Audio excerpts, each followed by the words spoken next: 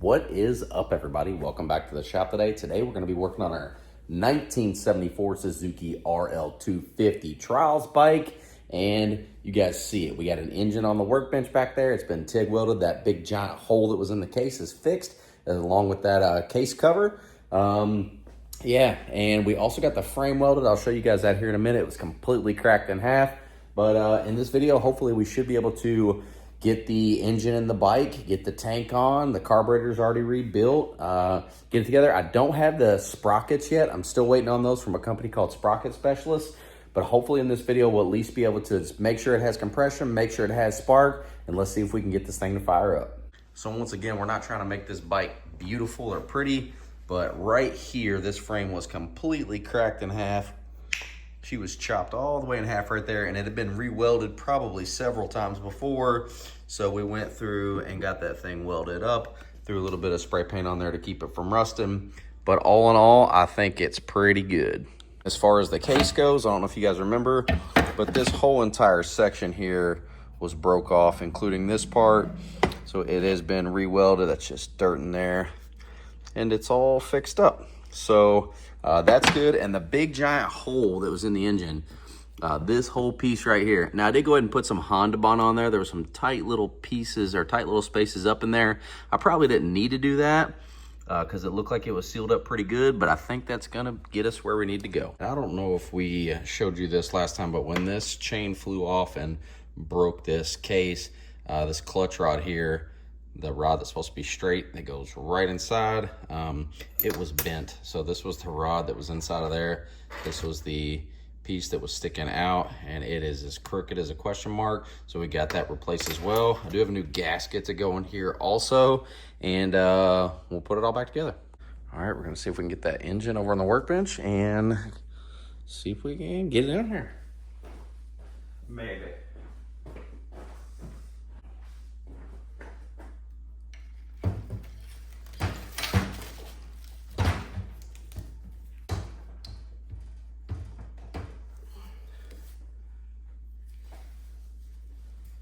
We're pretty close with that.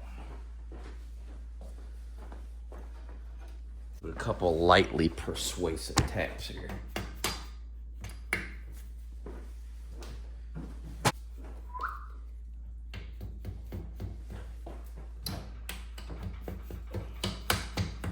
Nice and easy. All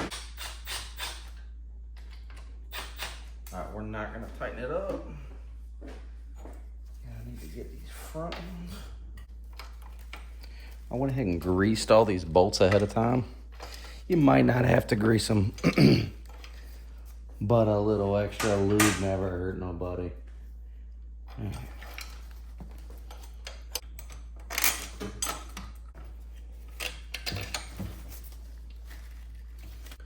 There's just a nut and a washer on each side. I'm just gonna loose install all this stuff. Like I mentioned, I'm loose installing all this stuff.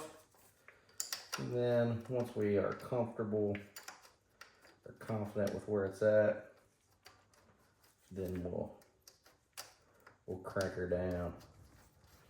But if I were to tighten up one, not the other, we probably have alignment issues. Line right up, baby. Oh, look at that. Like butter. Okay, all the motor mounts are in. All the motor mounts are in. I'm gonna go ahead and cinch this thing down. 14 millimeter. And I don't know what the torque spec is, okay? It's old. I'm just, it's a 1/4 inch. All right, it's not 400 foot-pounds. Oh, where's the bolt? Help me find it.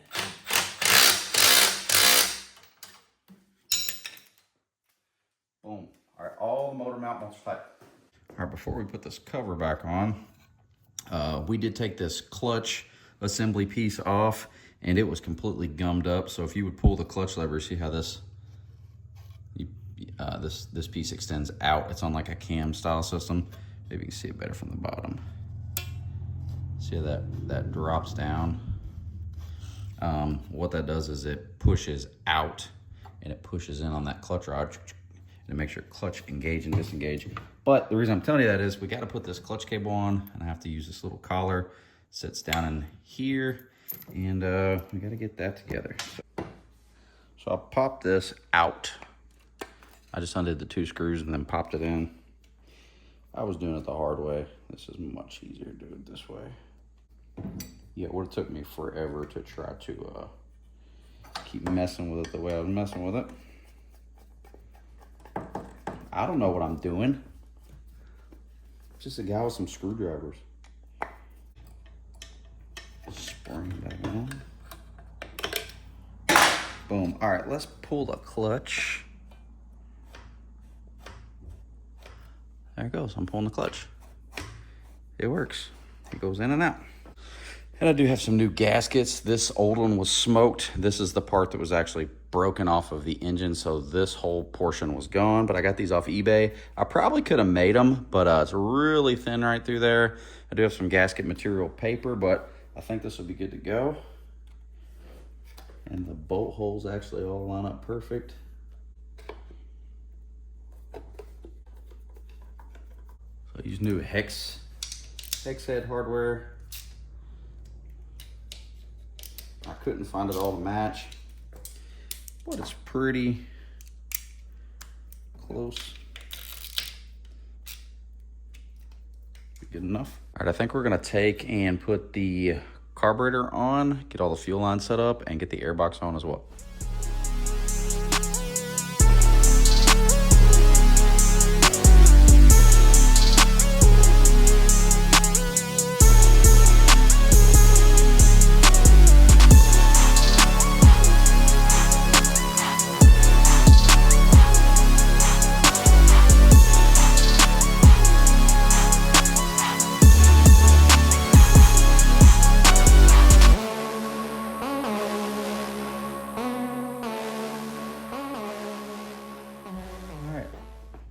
Says it takes 850 cc's of oil. We're gonna put some oil in there. I got 500 right here.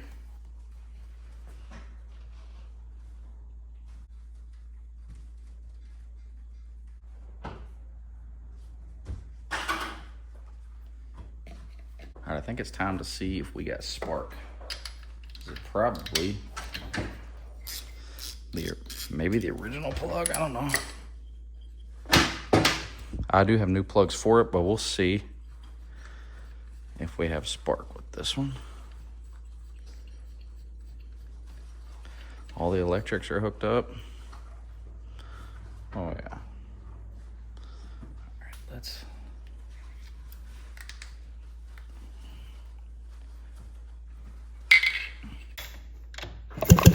Oh yeah, we got spark. We got a nice blue spark. And it turns over great. Oh yeah, nice blue spark. All right, let's do a compression test. We're gonna set it up and see if we can do a compression test on it here. I'm gonna hold the throttle wide open. All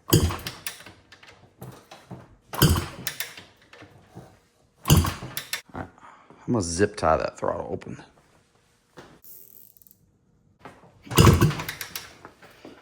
Yeah, got about 120 pounds there, so I'd say that's good enough to run. All right, we're gonna put a brand new NGK spark plug in there. This is a BR7ES. This was a Champion N4. So, just to double check, but it should be sparking. Oh yeah, nice and blue.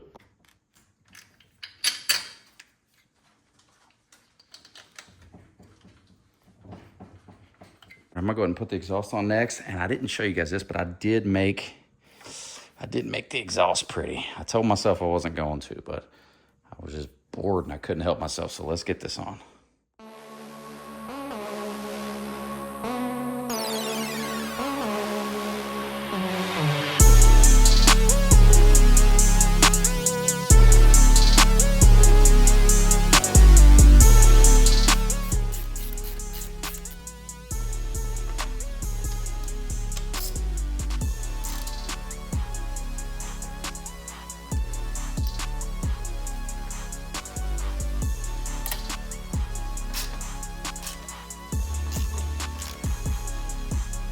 Well, we've got it this far. We might as well go ahead and put the tank and the side panels back on.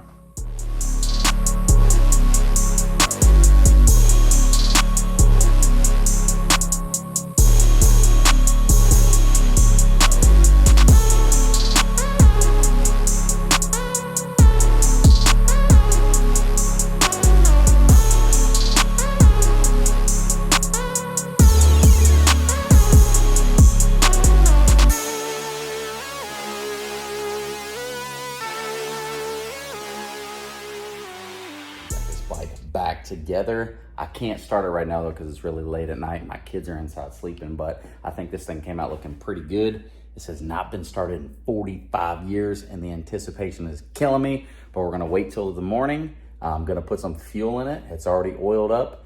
We checked the compression, we checked the spark. All we have to do is get fuel now and this thing should go bang. So I'll see you in the morning. We're gonna throw some gas in it. We're gonna fire this thing up for the first time in 45 years. All right, it's the next day. I'm gonna get this thing on the ground and put some gas in it.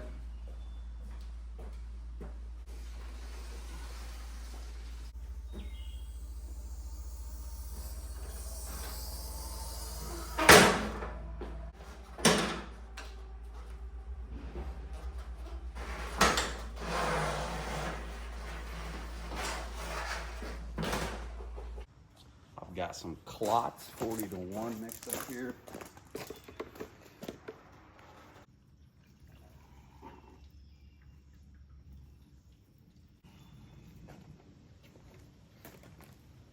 Should be plenty to make it go. All right, so it's not leaking or anything yet. I did rebuild this petcock. The gaskets inside of this petcock were smoked. I did not have a petcock rebuild kit, so I just rebuilt it with what I had laying around, so. Okay.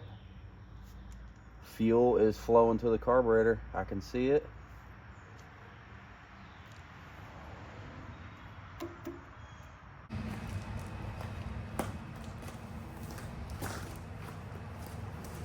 The first time I've sat on it with the seat.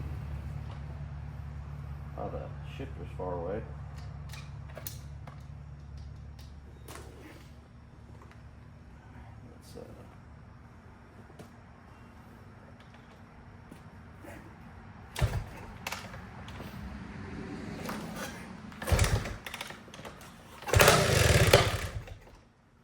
Wow.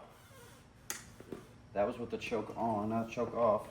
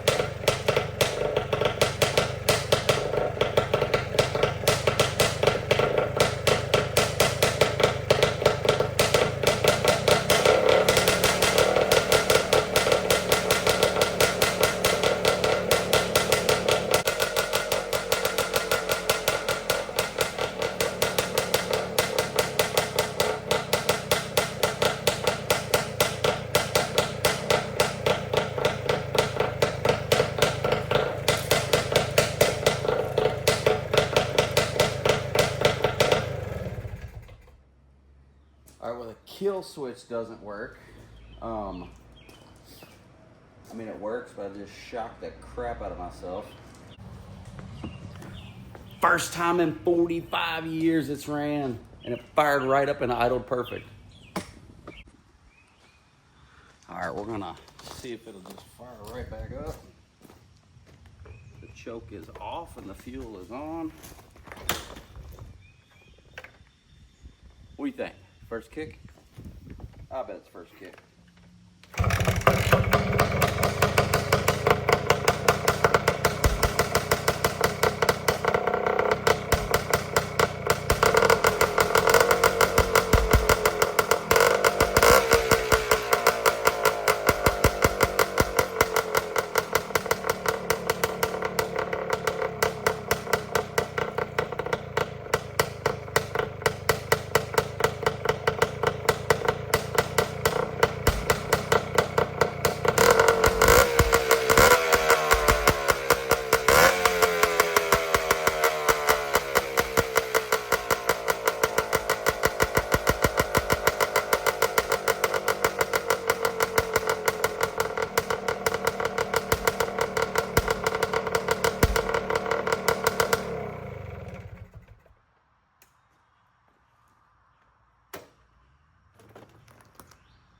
All right, everybody, that's going to do it for today's video.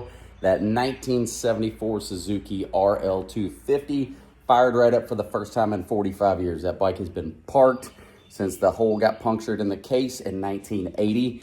And man, it actually sounds really good. I think the carb rebuild went great. I didn't have to do any adjustments other than some idle adjustments, but sit there and idled, winds up nice. So I think it came out good. We don't have chains and sprockets yet. Once we get those in, we'll get those on, and you better believe we're going to take this thing for its first ride. All right, if you guys have any questions, you can always reach out to me at scottlink_L5P on Instagram. As always, I appreciate everybody for watching. Until next time, thank you. Take care.